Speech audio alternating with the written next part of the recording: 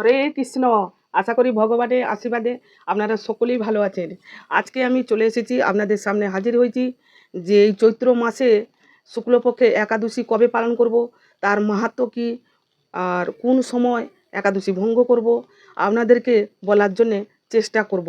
আর আপনারা মন দিয়ে সকলে শ্রবণ করুন আর সকলে একাদশী ব্রত পালন করুন। অনেকে বলছেন আমি 4টে করি আর 2টো করি না। না, আপনারা সব 12 মাসে 24টা একাদশী পালন করলে কিচ্ছুই হবে না, আপনারা ভয় পাবেন না। অনেকে একাদশীর নাম শুনলেই বলে 102 জ্বর চলে আসছে গায়েতে। তাই আপনাদেরকে বলবো একাদশী পালন করুন। যে শরীর ভালো নেই, আমি করতে পারবো না, কখনো ভয় পাবেন না, পিছিয়ে যাবেন না। কেননা ভগবানের নাম নিয়ে যদি আপনারা যে কোনো কাজ করুন, দেখবেন একটু তো কষ্ট হবে, কিন্তু আপনারা পেরিয়ে যাবেন। কেন না, ভগবান হচ্ছেন আমাদের প্রেম দাতা, ভগবান হচ্ছেন আমাদের শক্তিদাতা। কিন্তু ভগবান একটু পরীক্ষা নেন, কিন্তু পরীক্ষা নিলে কি হবে, আমরা যদি ভগবানের উপর আশা ভরসা যদি করি, ভগবান নিশ্চয়ই আমাদের সাড়া নেবেন। তাই আমি সকলকে বলবো, সকলে একাদশী ব্রত পালন করুন আর সকলে পাপ থেকে মুক্তি লাভ করুন, সকলে ভগবানের দিব্যধামে ফিরে যাওয়ার জন্য চেষ্টা করুন। আর এই চৈত্র মাসে একাদশী ব্রত পালন করব কবে, তার আগে আমি বলবো, আপনারা সকলেই জানেন, প্রত্যেক ভিডিওতে আমি বলি, তবু এই একাদশীতে আমি শর্টে বলছি, আপনারা সকলেই জানেন। যারা আমিষভোজী আছেন তাদেরকেই বলবো যে বৃহস্পতিবার থেকে নিরামিষ খাবার শুরু করুন। কেননা বৃহস্পতিবার থেকে শুরু করুন, দেবগুরু বৃহস্পতি, তার জন্য বৃহস্পতিবারে আমিষ খাবেন না, নিরামিষে খাবেন। আর শুক্রবারে রামনবমী পালন করবেন, তারপরে একাদশী পালন করবেন। একবারে বৃহস্পতিবার থেকে সোমবার পর্যন্ত আমিষটা ত্যাগ করে নিরামিষি ভোজন আপনারা পালন করুন। কেননা রামনবমী পালন করতে গেলে সেও বৃহস্পতিবারে আপনাকে নিরামিষি খাবার খেতে হবে। আর তারপরে শুক্রবার পালন করবেন প্রভু রামচন্দ্রের জন্মদিন। তাই সকলকে বলছি যে বৃহস্পতিবার থেকে শুরু করুন সোমবার পর্যন্ত, শিবের বার আছে সোমবার। তা কোনো অসুবিধা হবে না, আর কোনো আপনার কষ্ট হবে না। কষ্ট একটু আধটু হবে, দেখবেন শরীরে কষ্ট পেতে পেতে ঠিক সইয়ে যায়। আমাদের কি জ্বর হয় না, আমাদের কি শরীর খারাপ হয় না? হয়। আবার দেখবে ধীরে ধীরে খেতে খেতে করতে করতে শরীর ঠিক হয়ে যায়। সেই রকম একাদশী কখনো ভয় পাবেন না যে আমি করতে পারবো না, যে আমার শরীর ভালো নেই। যার শরীর ভালো নেই, ধরো 12টা পর্যন্ত নির্জলা উপবাস থাকতে পারতেন না, তাহলে আপনি সকাল থেকে খাবেন। আর যদি 12টা পর্যন্ত উপবাস থাকলে কি হয়, একটা পুণ্যফল লাভ আপনার হয়ে যায়। 12টা পর্যন্ত নির্জলা উপবাস থেকে যদি তারপরে যদি আপনি সেবা করেন, তাহলে কি হবে, আপনার একটা পুণ্যফল লাভ হয়ে যাবে।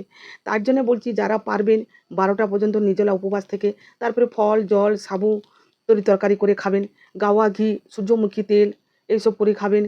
আর শুদ্ধ বাসন শুদ্ধ জল এইসব দিয়ে আপনারা রান্না করে খেতে পারেন। আর বাইরে কাঁচা হলুদ বা শুকনো গোটা হলুদ, কাঁচা লঙ্কা, মানে এইগুলো খাবেন, জিরে খাবেন, আদা খাবেন, লঙ্কা খাবেন। কিন্তু বাইরে থেকে লঙ্কা গুঁড়ো হলুদ গুঁড়ো বা মিষ্টি এইগুলো কখনো কিনে খাবেন না। ভগবানকে মিষ্টি নিবেদন করুন, কিন্তু আপনারা সেবা করবেন না, তাতে ভেজাল আছে। আর কাজু বাদাম কাঠবাদাম চীনাবাদাম, তারপরে গরুর দুধ, এগুলো সেবা করতে পারেন। ছাঁচি গুড় সেবা করতে পারেন। তারপরে সাবু আপনারা লুচি পরোটা বা পোলাও এগুলো করেও খেতে পারেন।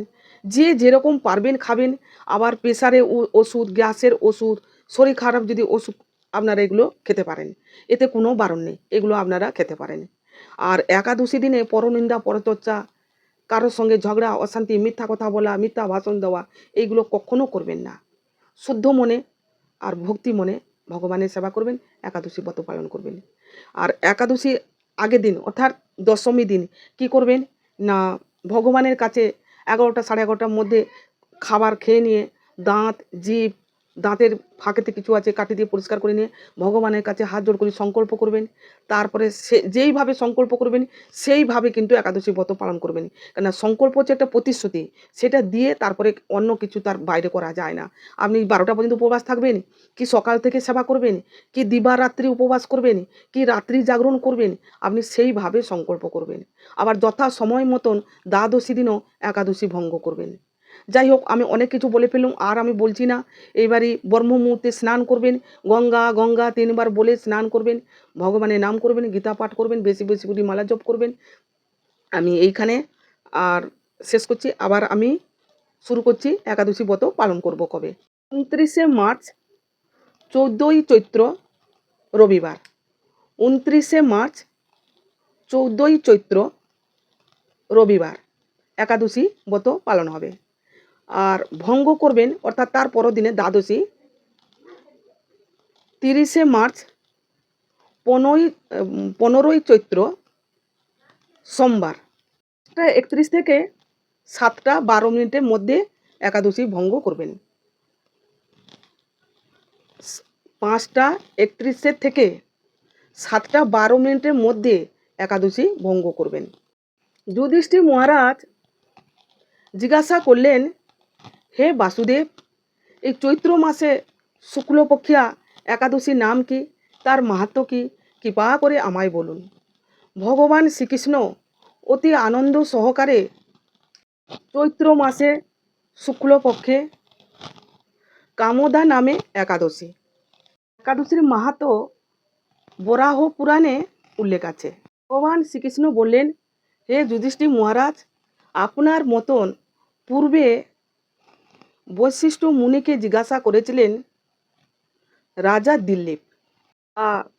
বৈশিষ্ট্য মুনি রাজা দিলীপকে এই একাদশীর মাহাত্ম্য কীর্তন যে করেছিলেন, সেই মাহাত্ম্যগুলো আমি আপনাকে বলে শোনাচ্ছি, আপনি মন দিয়ে শ্রবণ করুন।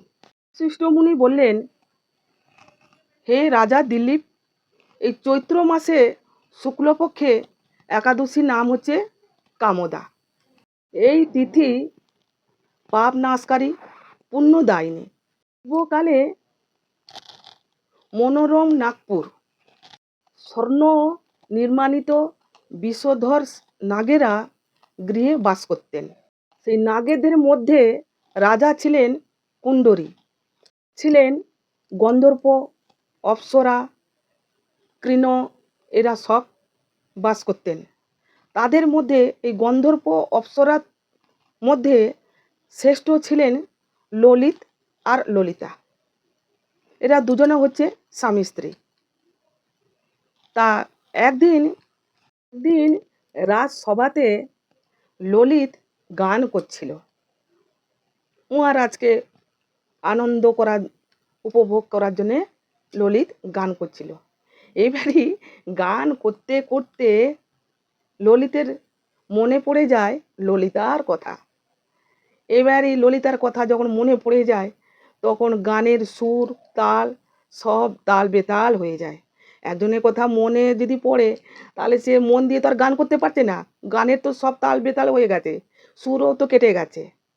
কর্কট নামে এক গন্ধর্ব সে মহারাজার কানে গিয়ে বলে দেয়। এবার মহারাজ হট করে দেখলেন যে সত্যি তো ললিত তো অন্যমনস্ক হয়ে গেছে। তখন মহারাজ রুষ্ট হয়ে অভিশাপ দিলেন, হে ললিত, আমি তোমাকে অভিশাপ দিচ্ছি, তুমি এই মুহূর্তে পিশাচ হয়ে যাও। আর সে ললিত পিশাচ হয়ে যায়। আর যাহাতে হয়ে যায়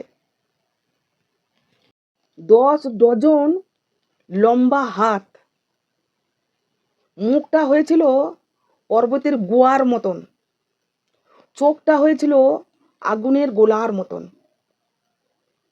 ললিতের এই অভিশাপে পিশাচ রূপ এই রকম ধরনের হয়েছিল। তারপরে ললিত গভীর জঙ্গলে প্রবেশ করে, সেখানে নরহত্যা, পশু হত্যা এই রকম করে খেতে থাকে। ললিতা কিন্তু তার স্বামীর সঙ্গ ছাড়ে না। সে স্থির হয়েছিল, মনে খুব কষ্ট দুঃখ পেয়েছিল। আর স্বামীর এইরকম দেখে সে একদিন কি করলো, গভীর জঙ্গলে প্রবেশ করলো, বিন্দু পর্বতের কাছে পৌঁছালো। বিশ্বসিংহ মুনি সেইখানে বাস করতেন। তা ললিতা সেইখানে গিয়ে মুনিকে প্রণাম করলেন। মুনি ললিতাকে দেখে জিজ্ঞাসা করলেন, হে সুন্দরী, তুমি কার কন্যা, কোথা থেকে এসেছো, আর এই গভীর জঙ্গলে কি কারণে বা এসেছো, সত্য কথা বলো।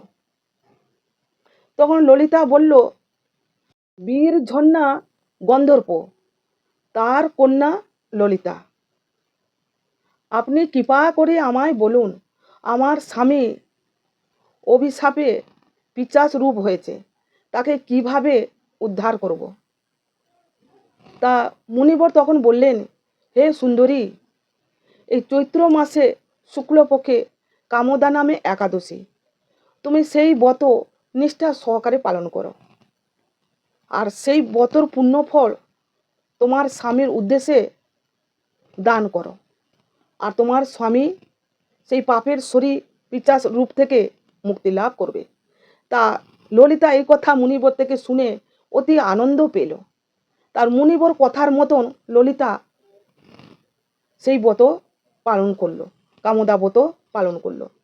তবে আর একটা আপনাদেরকে আমি কথাটা বলি, ললিতা কিন্তু নির্জলা উপবাস করে তার স্বামীর জন্যে ভগবানের সেবা করে তারপরে ভগবানের সামনে একজন ব্রাহ্মণের সামনে দাঁড়িয়ে সে দান করেছিল। আপনারা যদি কারো নামে এই ব্রত পালন করে যদি কাউকে পুণ্যফল দান করতে চাও, তাহলে উপবাস করে নিষ্ঠা ভক্তি সহকারে বিধি বিধানের মতন ব্রত পালন করবেন। দিয়ে তার উদ্দেশ্যে আপনারা, কেউ ধরো অনেক দিন রোগে ভুগছে, কষ্ট পাচ্ছে, ডাক্তার দেখাচ্ছেন, কবিরাজ দেখাচ্ছেন, ভালো হচ্ছে না, তাহলে এই একাদশীর পুণ্যফল আপনি তাকে দান করতে পারেন। পিতা মাতা আত্মীয় স্বজন সন্তান কন্যা যাকে পারবেন দান করবেন, কিন্তু ব্রতটা নিষ্ঠা সহকারে ভক্তি সহকারে পালন করবেন, কিন্তু উপবাস থেকে পালন করবেন। ঠিক আছে, আপনাদেরকে নিশ্চয়ই বুঝাতে পারলেন। কিন্তু ললিতা সেইভাবে উপবাস থেকে তার স্বামীর জন্য সে করেছিল।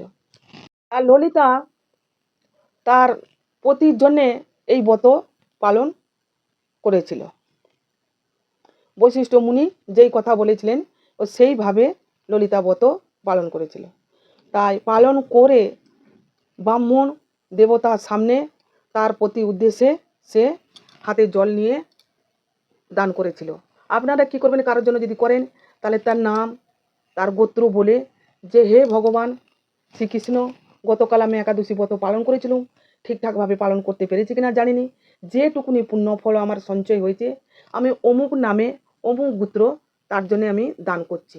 হাতে গঙ্গা জল নেবেন, ভগবানের সামনে এইভাবে জলটা দেবেন, দেখবেন সেই পুণ্য ফল তার কাছে চলে যাবে। এরপর বৈশিষ্ট্য মুনি বললেন, হে মহারাজ দিলীপ, মুনির কথার মতন ললিতা আনন্দ করে তার প্রতি উদ্দেশ্যে পুণ্যফল দান করল। দেবতা ও ব্রাহ্মণ সামনে সাক্ষী রেখে তার পতির উদ্দেশ্যে এই ব্রতর পুণ্যফল দান করল ললিতের জন্যে। তারপর ললিত এই পাপ শরী পিশাচ শরী মুক্তি লাভ করে দিব্য শরী লাভ করল। ললিতা আর ললিত দুজনে সংমিলন হলো। তারপরে স্বামী স্ত্রী দুজনে তারা নাগপুরীতে ফিরে গেলেন, আর দুজনে সুখে শান্তিতে বাস করলেন। হে মহারাজ দিলীপ, এইভাবে যত্ন সহকারে সকলেরই ব্রত পালন করা আবশ্যক।